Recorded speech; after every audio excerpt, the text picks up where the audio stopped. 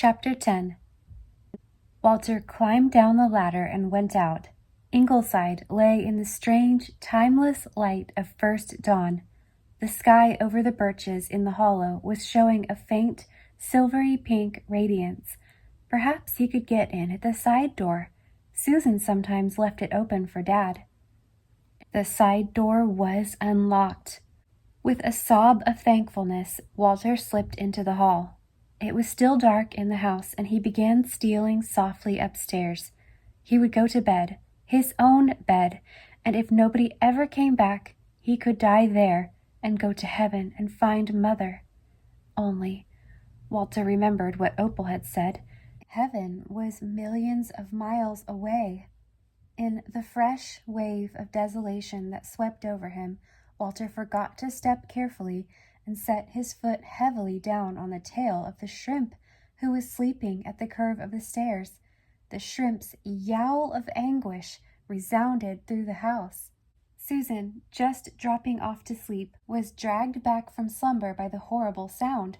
Susan had gone to bed at 12, somewhat exhausted after her strenuous afternoon and evening, to which Mary Maria Blythe had contributed by taking a stitch in her side. Just when the tension was greatest, she had to have a hot water bottle and a rub with liniment, and finished up with a wet cloth over her eyes because one of her headaches had come on. Susan had wakened at 3 with a very strange feeling that somebody wanted her very badly. She had risen and tiptoed down the hall to the door of Mrs. Blythe's room. All was silence there. She could hear Anne's soft, regular breathing. Susan made the rounds of the house and returned to her bed, convinced that that strange feeling was only the hangover of a nightmare. But for the rest of her life, Susan believed she had had what she had always scoffed at, and what Abby Flagg, who went in for spiritualism, called a psychic experience. "Walter was calling me, and I heard him," she averred. Susan got up and went out again, thinking that Ingleside was really possessed that night. She was attired only in a flannel nightdress, which had shrunk in repeated washing till it was well above her bony ankles, but she seemed the most beautiful thing in the world to the white-faced, trembling little creature, whose frantic gray eyes stared up at her from the landing. Walter Blythe! In 2 steps Susan had him in her arms, her strong, tender arms. "Susan, is Mother dead?" said Walter. In a very brief time, everything had changed. Walter was in bed, warm, fed, comforted. Susan had whisked on a fire, got him a hot cup of milk, a slice of golden brown toast, and a big plateful of his favorite monkey face cookies, and then tucked him away with a hot water bottle at his feet. She had kissed and anointed his little bruised knee. It was such a nice feeling to know that someone was looking after you, that someone wanted you, that you were important to someone. "And you're sure, Susan, that Mother isn't dead?" "Your mother is sound asleep and well and happy, my lamb." "And wasn't she sick at all?"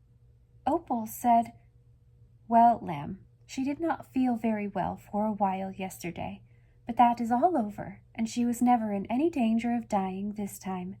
You just wait till you have had a sleep, and you will see her, and something else. If I had hold of those young Satans at Lowbridge, I just cannot believe that you walked all the way home from Lowbridge, 6 miles, on such a night." "I suffered awful agony of mind, Susan," said Walter gravely, "but it was all over. He was safe and happy. He was home.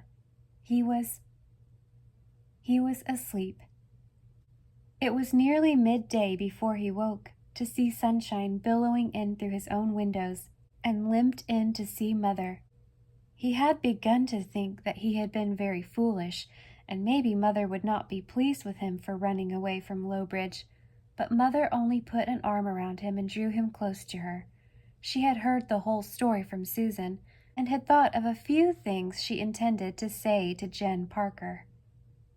"Oh, Mummy, you're not going to die, and you still love me, don't you?" darling, I've no notion of dying, and I love you so much it hurts. To think that you walked all the way from Lowbridge in the night." "And on an empty stomach," shuddered Susan.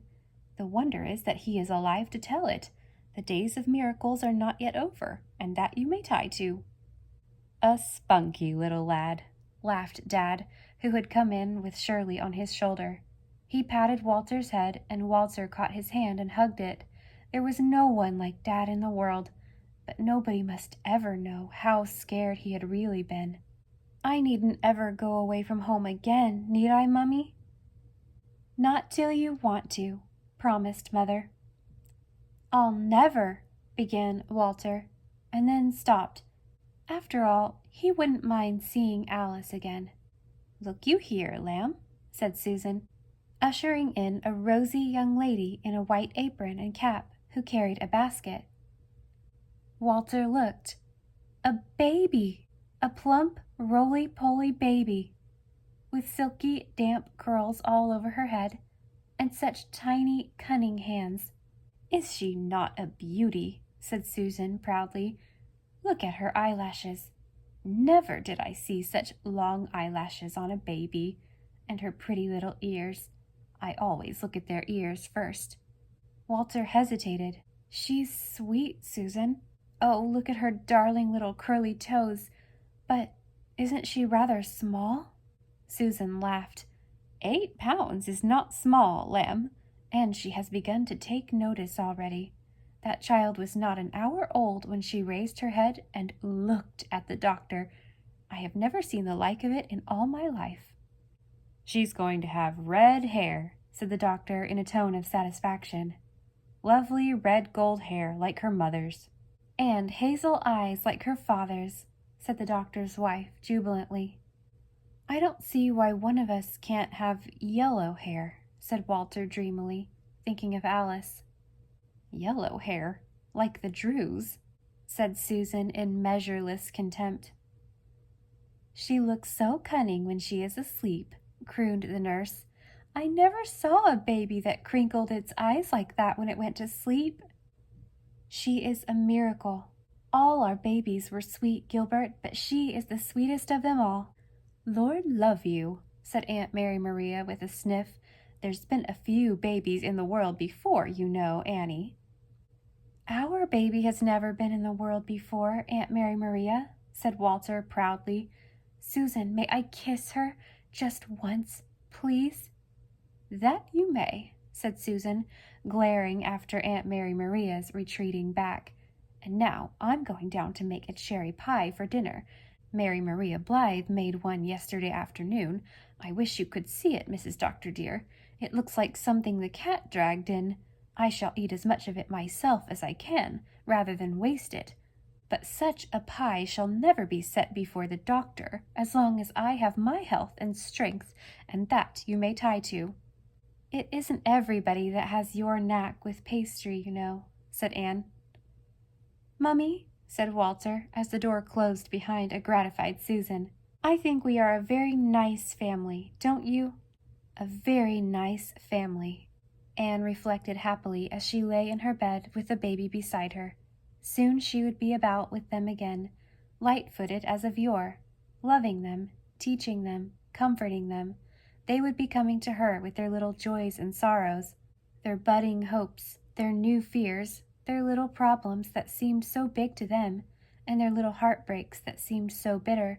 She would hold all the threads of the Ingleside life in her hands again, to weave into a tapestry of beauty. And Aunt Mary Maria should have no cause to say, as Anne had heard her say 2 days ago, "You look dreadful tired, Gilbert. Does anybody ever look after you?" Downstairs, Aunt Mary Maria was shaking her head despondently and saying, "All newborn infants' legs are crooked, I know, but Susan, that child's legs are much too crooked. Of course we must not say so to poor Annie. Be sure you don't mention it to Annie, Susan." Susan, for once, was beyond speech.